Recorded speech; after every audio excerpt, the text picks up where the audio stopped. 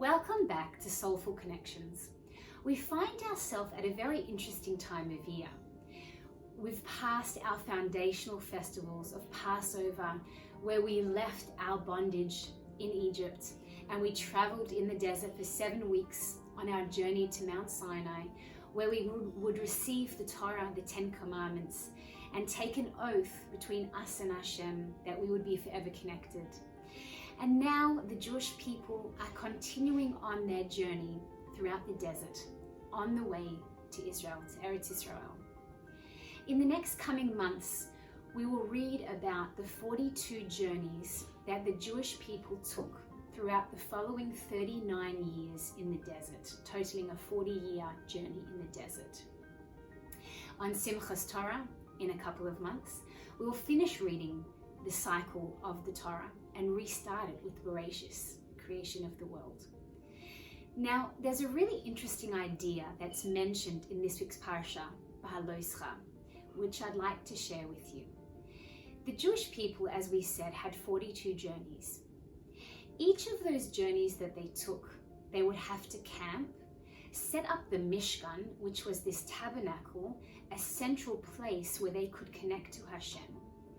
And then, depending on how long they encamped for, at the end of their encampment, they would pack up the Mishkan and everything involved, all of the items, the walls, the beams, the entire structure and all the vessels, pack up their tents and continue their journey.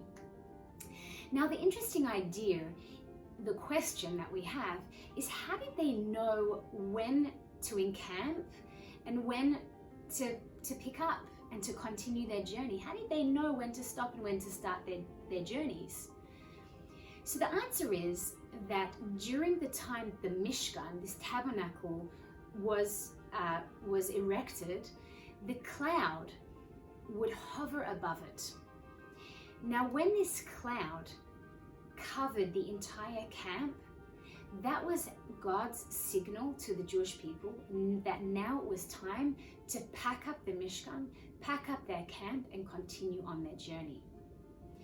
This cloud guided them throughout their journey during the day, and there was a pillar of fire that guided them at night, protecting them on all sides. There's a really powerful lesson that is applicable to us right here and right now. As we know, the Torah is timeless. It's applicable to all moments and all journeys, all generations, every stage of life. Even though we read stories, our history from thousands of years ago, the messages are timeless.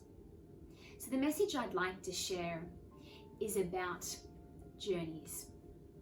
The Jewish people didn't know where they were journeying to. They didn't know when they would need to stop their journey and when they would need to start their journey.